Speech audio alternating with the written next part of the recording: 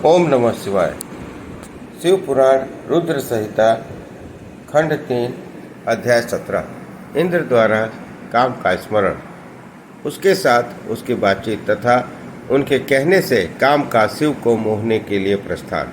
ब्रह्मा जी कहते हैं, नारद, देवताओं के चले जाने पर दुरात्मा तारक दैत्य से पीड़ित हुए इंद्र ने कामदेव का स्मरण किया। कामदेव तत्काल वहां आ पहुंचा। तब इंद्र ने मित्रता का धर्म बताते हुए काम से कहा, मित्र, कलावशात मुझ पर असाध्य दुख आ पड़ा है। उसे तुम्हारे बिना कोई दूर नहीं कर सकता। दाता की परीक्षा दुर्भिक्ष में, सुरवीर की परीक्षा रणभूमि में, मित्र की परीक्षा आपातकाल में तथा स्त्रियों के कुल की परीक्षा पति के असमर्थ हो जाने पर होती है। तात संकट पड़ने पर भी विनय की परीक्षा होती है और परोक्ष में सत्य और उत्तम स्नेह की, अन्यथा नहीं। यह मैंने सच्ची बात कही है। मित्रवर, इस समय मुझ पर विपत्ति आई है, इसका निवारण दूसरे किसी के पास नहीं हो सकता। हाँ, आज तुम्हारी परीक्षा हो जाएगी। यह कार्य केवल मेरा ही है और मुझे ही सुख देने वाला है, ऐसी बात नहीं है, अपितु ये समस्त देवता आदि का कार्य है, इसमें संचय नहीं है। इंद्र की यह बात सुनकर कामदेव मुस्कुराए और प्रेम पूर्वक गंभीर वाणी में बोले। जो काम ने कहा, देवराज, आप ऐसी बात क्यों कह रहे हैं? मैं आपको उत्तर नहीं दे रहा हूँ, आवश्यक निवेदन मात्र कर रहा हूँ। लोक में कौन उपकारी मित्र है और कौन बनावटी, यह स्वयं देखने की वस्तु है, कहने की नहीं। जो संकट के समय बहुत बातें करता है वह काम क्या करेगा? तथापि महाराज, प्रभु, मैं कुछ कहता हूँ, उसे सुनिए। मित्र, जो आपको इंद्रपद को छीनने के लिए दारुण तपस्या कर रहा है, आपके उस शत्रु को मैं सर्वथा तपस्या से भ्रष्ट कर दूंगा। जो काम जिससे पूरा हो सके, बुद्धिमान पुरुष उसे उसी समय में लगाए। मेरा योग्य जो कार्य हो वह सब आप मेरे जिम्मे कीजिए। ब्रह्मा जी कहते हैं, कामदेव का यह कथन सुनकर इंद्र बड़े प्रसन्न हुए। कामनियों को सुख देने वाले काम को प्रमाण करके उससे ये इस प्रकार बोले। इंद्र ने कहा, तात मनोभाव, मैंने अपने मन में जिस कार्य को पूरा करने का उद्देश्य रखा है उसे सिद्ध करने में केवल तुम ही समर्थ हो, जिससे किसी से उसका कार्य सिद्ध होना संभव नहीं है। मित्रवर, मनोभाव काम जिसके लिए आज तुम्हें सहयोग की अपेक्षा हुई है, उसे ठीक ठाक बता रहा हूँ, सुनो। तारक नाम से प्रसिद्ध जो महान दैत्य है, वह ब्रह्मा जी का अद्भुत वर पाकर अजय हो गया है और सभी को दुख दे रहा है। वह सारे संसार को पीड़ा दे रहा है। उसके द्वारा बारंबार धर्म का नाश हुआ है। उससे सब देवता और समस्त ऋषि दुखी हैं। संपूर्ण देवताओं ने पहले उसके साथ अपनी पूरी शक्ति लगाकर युद्ध किया था, परंतु उसके ऊपर सबके अस्त्र निष्फल हो गए। जल के स्वामी वरुण का पास टूट गया। श्री हरि का सुदर्शन चक्र भी वहाँ सफल नहीं हुआ। श्री विष्णु ने उसके कंठ पर चक्र चलाया, परंतु वह वहाँ कुंठित हो गया। ब्रह्मा जी ने महायोगीश्वर भगवान शंभु के वीर से उत्पन्न बालक के हाथ से उस दुरात्मा दैत्य की मृत्यु बताई है। यह कार्य तुम्हें अच्छी तरह प्रयत्न पूर्वक करना है। मित्रवर, उससे हो जाने से हम देवताओं को बड़ा सुख मिलेगा। भगवान शंभु गिरिराज हिमालय पर उत्तम तपस्या में लगे हैं। वे हमारे प्रभु हैं, कामनाओं के वश में नहीं हैं, स्वतंत्र परमेश्वर हैं। मैंने सुना है कि गिरिराज नंदिनी पार्वती पिता की आज्ञा पाकर अपने 2 सखियों के साथ उनके समीप रहकर उनकी सेवा में रहती है।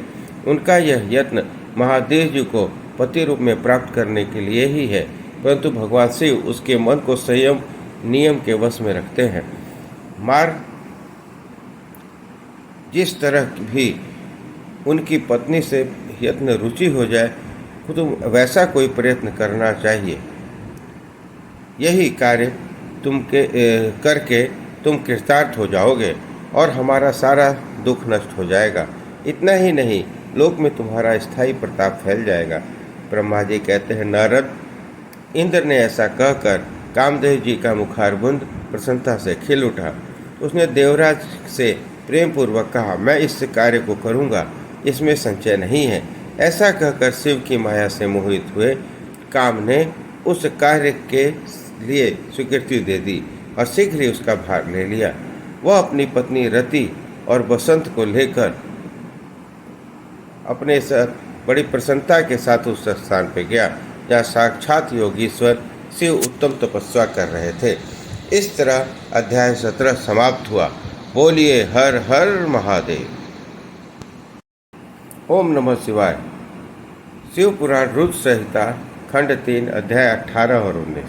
रुद्र की नेत्राग्नि से काम का भस्म होना, रति का विलाप, देवताओं की प्रार्थना से शिव का काम को द्वापर में प्रद्युम्न रूप से नूतन शरीर की प्राप्ति के लिए वर देना, रति का सांबर नगर में जाना। ब्रह्मा जी कहते हैं, मुने काम अपने साथ बसंत आदि को लेकर वहां पहुंचा। उसने भगवान शिव पर अपने बाण चलाए। तब शंकर जी के मन में पार्वती जी के प्रति आकर्षण होने लगा तथा उनका धैर्य छूटने लगा। अपने धैर्य का ह्रास होता देख महायोगी महेश्वर अत्यंत विस्मित हो पड़ने लगे। परमात्मा गिरीश को तत्काल रोष चढ़ गया। मुने उधर आकाश में वाण सहित धनुष लिए खड़े हुए काम ने भगवान शंकर पर अपना अमोघ अस्त्र छोड़ दिया, जिसका निवारण करना बहुत कठिन था। परंतु परमात्मा शिव पर यह अमोघ अस्त्र भी मोघ व्यर्थ हो गया। कुपित हुए परमेश्वर के पास जाते ही शांत हो गया। भगवान शिव ने अपने अस्त्र के व्यर्थ हो जाने पर मनमत काम को बड़ा भय हुआ। भगवान मृत्युंजय को सामने देखकर वह कांप उठा और इंद्र आदि समस्त देवताओं का स्मरण करने लगा। मुनि श्रेष्ठ, अपना प्रयास निष्फल हो जाने पर काम भय से व्याकुल हो उठा था। मुनीश्वर कामदेव के स्मरण करने पर वे इंद्र आदि सब देवता वहां पहुँचे और शंभु को प्रणाम करके उनकी स्तुति करने लगे। देवता स्तुति कर ही रहे थे कि कुपित हुए भगवान हर के ललाट के मध्य में स्थिति आँख ने बड़ी भारी आग तत्काल प्रकट होकर निकली। उसकी ज्वालाएं ऊपर की ओर उठ रही थी और आग धू धू करके जलने लगी। उसकी प्रभा प्रलयाग्नि के समान जान पड़ती थी। वह आग तुरंत ही आकाश में उछली और पृथ्वी पर गिर पड़ी। फिर अपने चारों ओर चक्कर काटते हुए धराशायिनी हो गई। साधो, भगवान क्षमा कीजिए, क्षमा कीजिए। यह बात जब तक देवताओं के मुख से निकले तब तक उस आग में कामदेव को जलाकर भस्म कर दिया। उस वीर कामदेव के मारे जाने पर देवताओं को बड़ा दुख हुआ। वे व्याकुल हो गए।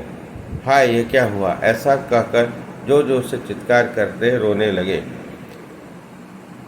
रोते बिलखते हुए उस समय विकृत चित्त हुई पार्वती का सारा शरीर सफेद पड़ गया। काटो तो खून नहीं। वे सखियों को साथ ले अपने भवन को चले गई। कामदेव के जल जाने पर रति वहाँ एक क्षण तक अचेत पड़ी रही। पति के मृत्यु के दुख से वह इस प्रकार पड़ी रही मानो मर गई हो। थोड़ी देर बाद जब उसका होश आया, वह अत्यंत व्याकुल हो रति उस समय तरह तरह की बातें कर विलाप करने लगी। रति बोली, हाय, मैं क्या करूं, कहाँ जाऊं? देवताओं ने यह क्या किया? मेरे उद्दंड स्वामी को बुलाकर नष्ट कर दिया। हाय हाय नाथ, समर, स्वामिन, प्राण प्रिय, हाँ मुझे सुख देने वाले प्रियतम, हाँ प्राणनाथ, यह यहाँ क्या हो गया? ब्रह्मा जी कहते हैं, नारद इस प्रकार रोती बिलखती और अनेक प्रकार की बातें कहती हुई रति हाथ पैर पटकने और अपने सिर के बालों को नोचने लगी। उस समय उसका विलाप सुनकर वहाँ रहने वाले समस्त वनवासी जीव, वृक्ष आदि स्थावर प्राणी भी दुखी हो गए। इसी बीच में इंद्र आदि संपूर्ण देवता महादेव जी का स्मरण करते हुए रति को आश्वासन दे इस प्रकार बोले। देवताओं ने कहा, तुम काम के शरीर का थोड़ा सा भस्म लेकर उसे यत्नपूर्वक रखो और भय छोड़ो। हम सबके स्वामी महादेव जी कामदेव को पुनः जीवित कर देंगे और तुम फिर अपने प्रियतम के प्राप्त कर लोगी। कोई किसी को न सुख देने वाला है और न कोई दुख देने वाला है। ये सब लोग अपनी अपनी करनी का फल भोगते हैं। तुम देवताओं को दोष देकर व्यर्थ ही शोक करती हो। इस प्रकार रति को आश्वासन दे सब देवता भगवान शिव के पास आए और उन्हें भक्ति भाव से प्रसन्न करके यूँ बोले। देवताओं ने कहा, भगवान शरणागत वत्सल महेश्वर, आप कृपा करके हमारे शुभ वचन को सुनिए। शंकर, आप कामदेव की करतूत पर भली भांति प्रसन्न प्रसन्नतापूर्वक विचार कीजिए। महेश्वर, काम ने जो कार्य किया है इसमें उसका कोई स्वार्थ नहीं था। दुष्ट तारकासुर से पीड़ित हुए हम सब देवताओं ने मिलकर उसे यह काम कराया है। नाथ, शंकर अपने आप अन्यथा न समझें। सब कुछ देने वाले देश देव गिरीश, सती साध्वी रति अकेली अति दुखी होकर विलाप कर रही है। आप तो सांत्वना प्रदान करें। शंकर, यदि इस क्रोध से के द्वारा आपको कामदेव को मार डाला तो हम यही समझेंगे कि आप देवताओं सहित समस्त प्राणियों का अभिसंहार कर डालना चाहते हैं। रति का दुख देखकर देवता नष्ट प्राय हो रहे हैं, इसलिए आपको रति का शोक दूर कर देना चाहिए। ब्रह्मा जी कहते हैं, नारद, संपूर्ण देवताओं का यह वचन सुनकर भगवान शिव प्रसन्न हो उनसे इस प्रकार बोले। शिव ने कहा, देवताओं और ऋषियों, तुम सब आदरपूर्वक मेरी बात सुनो। मेरे क्रोध से जो कुछ हो गया है वह तो न्यान्था नहीं हो सकता। तथापि रति का शक्तिशाली पति कामदेव अभी तक अनंग शरीर रहित रहेगा, जब तक रुक्मिणी पति श्री कृष्ण का धरती पर अवतार नहीं होगा। जब श्री कृष्ण द्वारका में रहकर पुत्रों को उत्पन्न करेंगे तब वे रुक्मिणी के गर्भ से काम को भी जन्म देंगे। उसका काम ही नाम उस समय प्रद्युम्न होगा, इसमें संशय नहीं है। उस पुत्र को जन्म लेते ही संबारासुर उसे हर लेगा। हरण के पश्चात दानव शिरोमणि सारंबार उस शिशु को समुद्र में डाल देगा। फिर वह मूढ़ उसे मरा हुआ समझकर अपने नगर को लौट जाएगा। रते, उस समय तक तुम्हें संबरासुर के नगर में सुखपूर्वक निवास करना चाहिए। वहीं तुम्हें अपने पति प्रद्युम्न की प्राप्ति होगी। वहाँ तुमसे मिलकर काम युद्ध में संबासुर का वध करेगा और सुखी होगा। देवताओं प्रद्युम्नधारी नाम काम अपनी कामिनी रति को और संबासुर के धन को लेकर उससे के साथ पुनः नगर में जाएगा। यह मेरा कथन सर्वथा सत्य होगा। ब्रह्मा जी कहते हैं, नारद, भगवान शिव की यह बात सुनकर देवताओं के चित्त में कुछ उल्लास हुआ और उसे प्रणाम करके दोनों हाथ जोड़कर विनम्र भाव से बोले। देवताओं ने कहा, देव महादेव करुणा सागर, प्रभु, आप कामदेव को शीघ्र जीवन दान दें और रति के प्राणों की रक्षा करें। देवताओं की बात सुनकर सबके स्वामी करुणा सागर परमेश्वर शिव पुनः प्रसन्न होकर बोले, देवताओं, मैं बहुत प्रसन्न हूँ।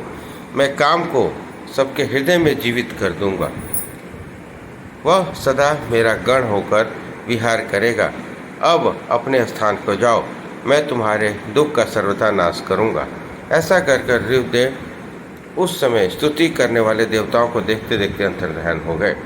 देवताओं का विस्मय दूर हो गया और वे सब प्रसन्न हो गए।